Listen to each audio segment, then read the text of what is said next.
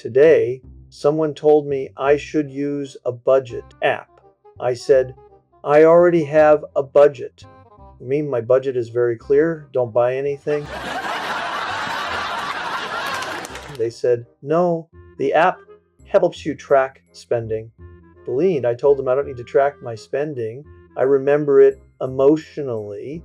If I buy something unnecessary, I feel it in my chest for 3 to 5 business days.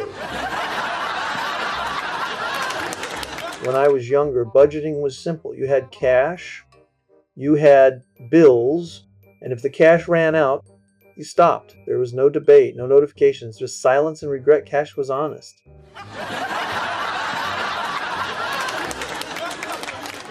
It didn't glow. It didn't send reminders. It just disappeared quietly and let you reflect on your decisions. This phone, however, this phone is optimistic. It believes I can optimize. At Bosser-San, I'm not optimizing, I'm stabilizing. So I sat at the table with my glasses on like I was about to do taxes and open the app store. I typed budget. It suggested 30 different things. Some were budgets, some were games. One looked like it wanted to refinance my house and sell me vitamins. I picked one that said, easy budget.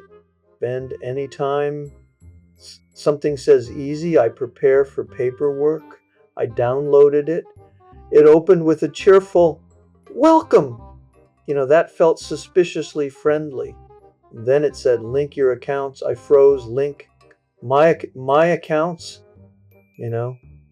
That feels intimate. I don't even link my conversations.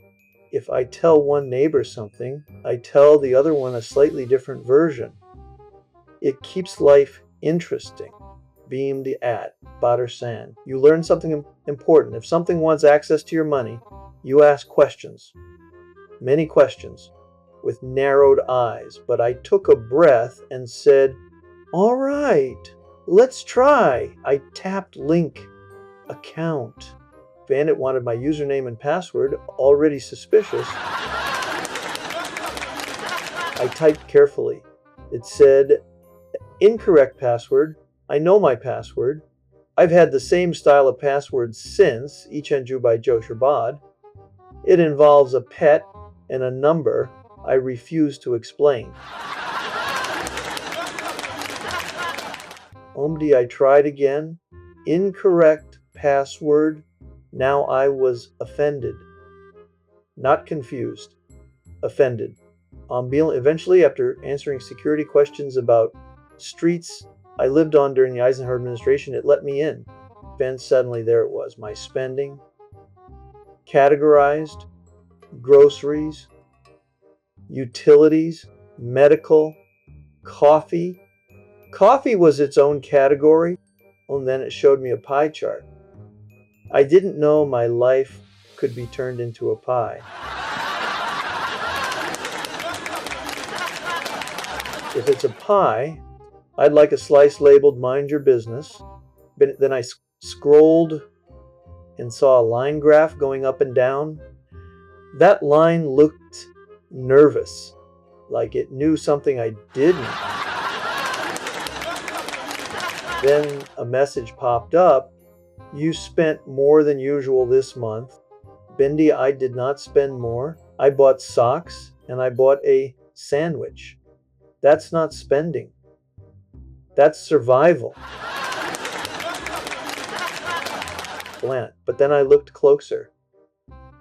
It wasn't one big thing. It was small things, little treats, little I deserve it purchases, a nicer loaf of bread, a second cup of coffee, the good olives. Being at Bosser-San, you absolutely deserve the good olives, but you also want to stay comfortable. Comfortable means not being surprised by your own pie chart. Just when I was absorbing this information, my phone dinged. Bam's a notification. Reminder, track your expenses. I stared at it. I am being followed by responsibility.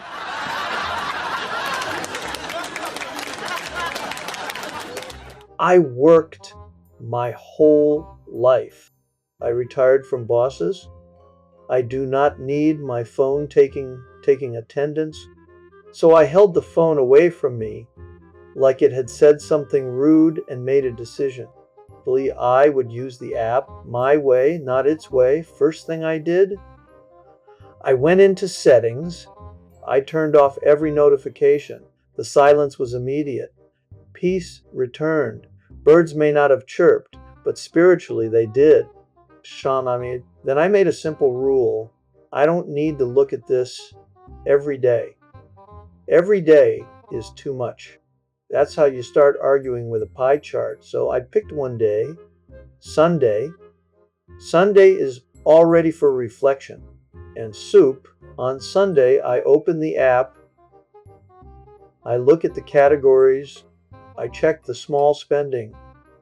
Not to punish myself, not to feel guilty about olives, but to stay in control.